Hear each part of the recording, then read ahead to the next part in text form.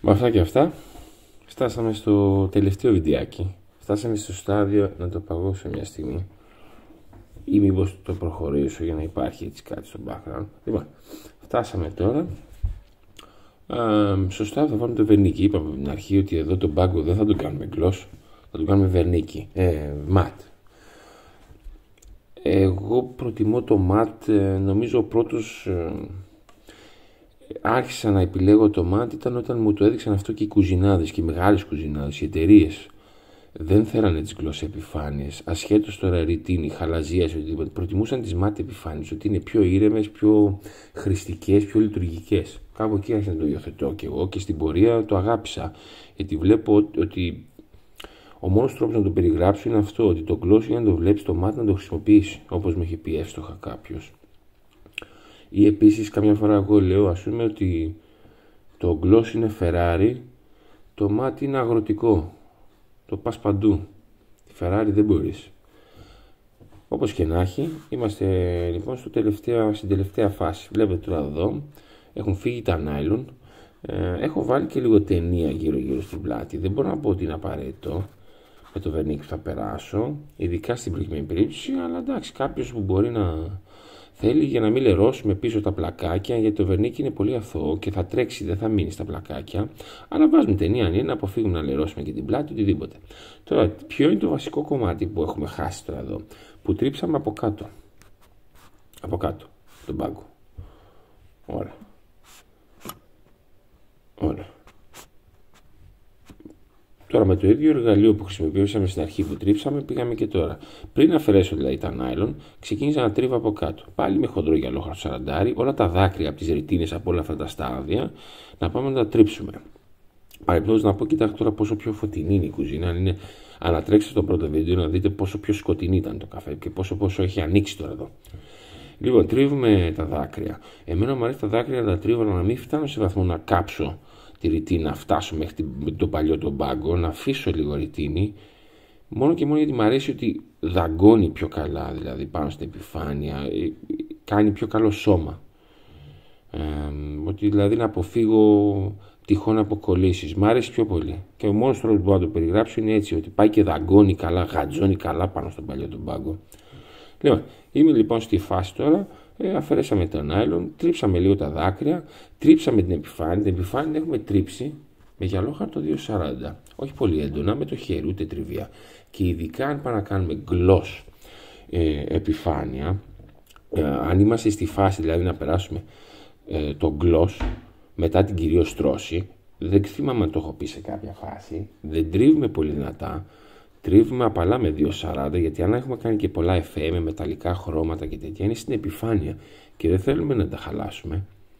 Έτσι, και αυτός είναι και ο λόγος που πάμε να βάζουμε τον gloss, όλα αυτά να τα θωρακίσουμε.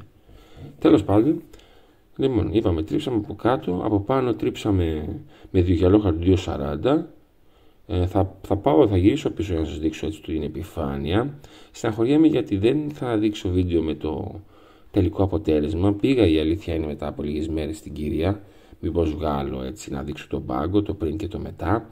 Αλλά είχε βάλει επιφάνειες πάνω, μικροσυσκευές. Εδώ μπροστά την επιφάνεια την είχε ντύσει με τραπεζομάδι, είχε βάλει μια φρουτιέρα. Και εντάξει, τη γυναίκα δεν ήθελα να της πω ότι να τα βγάλει μια τράφηξο λίγο τον πάγκο. Ωραίος ήταν ο πάγκος, ήρθε και αυτό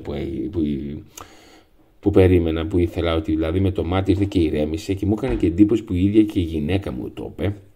Μου είπε ότι τελικά έχεις δίκιο, καλύτερα το μάτι. Και πραγματικά το μάτι, είμαι πολύ υπέρ το μάτι. Και σε περιπτώσεις ανθρώπων που μπορεί να τους προμηθέσω με ρητίνη, μου λένε θέλω gloss. Τους λέω εντάξει, μπορεί να το κάνεις gloss και στην πορεία αν είναι το αλλάζεις, το κάνεις matte.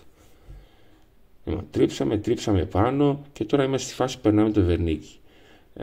Το βερνίκι θα το δείτε τώρα, είναι ένα απλό στάδιο. Αυτό το βερνίκι είναι αλιφατική πολυουρεθάνη. Εύκολο είναι στην εφαρμογή του. Λοιπόν, κάτσε τώρα σε αυτή τη φάση να τρέξω λίγο πίσω, να δείξω λίγο τον πάγκο. Λοιπόν, εδώ είμαστε τώρα. Εγώ θέλω να σταθείτε όχι τόσο απαραίτητα δηλαδή στο ύφος, έτσι, γιατί είπαμε τώρα αυτά είναι. Εγώ θέλω να σταθείτε στο how to. Λοιπόν, αυτός είναι ο πάγκος, αυτά είναι τα νερά που τα ανοίξαμε λίγο. Να δείξουμε λίγο την επιφάνεια.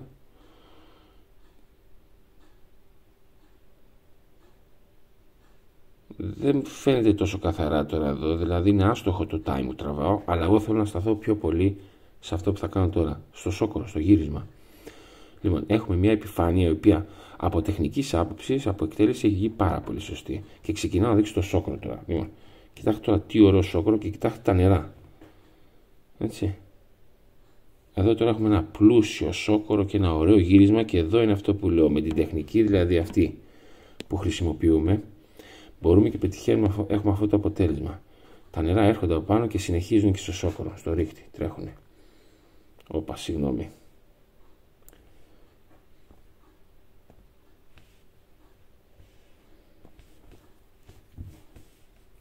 Και έρχονται και στο ρίχτη. Όπως προανέφερα, εγώ δεν είμαι εδώ για να δείξω την επιφάνεια σαν ύφος, σαν σχέδιο. Αυτό είναι στην κρίση του καθενός. Τώρα τα χρώματα που θα επιλέξει, το ύφος, η τεχνική. Το καλύτερο είναι όταν φτιάχνετε ένα μπάγκο, μπορείτε να τρέξετε στο ίντερνετ, να βρείτε επιφάνειες που σας αρέσουν και να αρχίσετε να κάνετε προσπάθειες να τις μιμηθείτε. Είναι το ιδανικό. Ωραίος πάντως βγήκε ο πάντως, τα νερά του ωραία είναι. Και ξεκινάμε τώρα εδώ το βερνίκι. Είδατε πριν, έχω πάρει μια ποσότητα, ανακατεύω και απλά χαζεύω, τσεκάρω, κοιτάω. Και τώρα θα ξεκινήσω να την εφαρμόζω. Ξεκινάμε πρώτα το πινέλο. Μ' αρέσει το πινέλο, ξεκινάμε ένα απλό πινέλο και περνάω όλα τα σόκορα. Όλα τα σημεία γύρω-γύρω. Και θα κάνω και την πλάτη.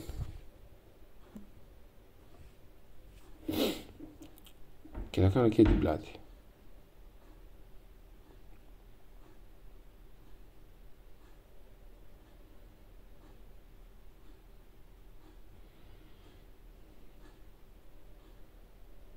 Βλέπετε το σημείο αυτό. Περνάω και πίσω γιατί είναι σημεία που δεν βλέπω.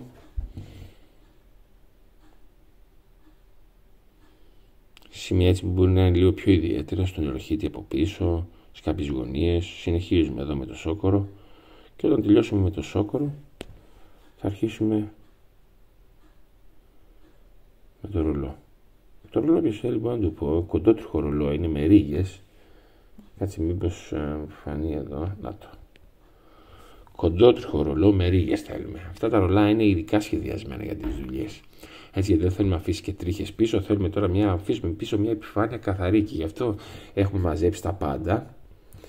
Γι' αυτό και πίσω έχουμε μαζέψει τα πάντα.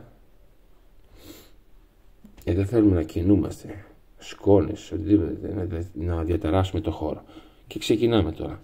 Ποσότητα στο ρολό και πέρασμα. Να πλώσουμε το βερνίκι σε όλη την επιφάνεια. Έτσι, και θα κάνουμε σταύρωμα και ξανά σταύρωμα. Θα τη σταυρώσουμε καλά την επιφάνεια. Εδώ είναι τώρα αυτό που λέω. Και μετά θα ξανάρθουμε από την άλλη. Γιατί δεν θέλουμε αυτό που δεν θέλουμε με το βερνίκι να κάνουμε ματίσεις. Περνάω εννοείται πάλι το σόκορο. Και βλέπετε τώρα εδώ πώς το περνάω το σόκορο. Με κινήσεις έτσι κατεβαίνω προς τα κάτω. Θα φανεί σε άλλο σημείο μετά. Αυτό εδώ νομίζω φαίνεται μια χαρά. Έτσι, ειδικά οι γωνίες μου θέλω να σιγουρευτώ. Δεν θέλω να υπάρξει κάποιο σημείο που δεν έχω βάλει βερνίκι. Αλλά βέβαια να πω στο σημείο αυτό πως αν κάπου μας ξεφύγει κάτι, δεν υπάρχει λόγος να ταραχθούμε. Το ξαναπερνάμε με ένα χέρι. Και εδώ είναι αυτό που λέω. Ένα τελικό πέρασμα έτσι. Όμορφο και να κάνει ένα ωραίο φινίρισμα. Και νομίζω κάπου εδώ φαίνεται αυτό που λέμε. Να φύγω άμα είναι από το πλάνο. Εδώ μια χαρά φαίνεται.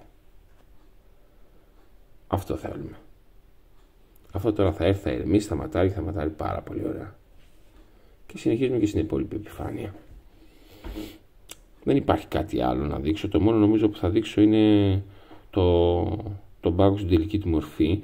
Αλλά βέβαια πριν στεγνώσει να δείξω μια επιφάνεια. Λοιπόν, το σταματάω εδώ, συγγνώμη, πάμε εδώ. Μάλλον θα το δείξω τώρα μεταγενέστερα.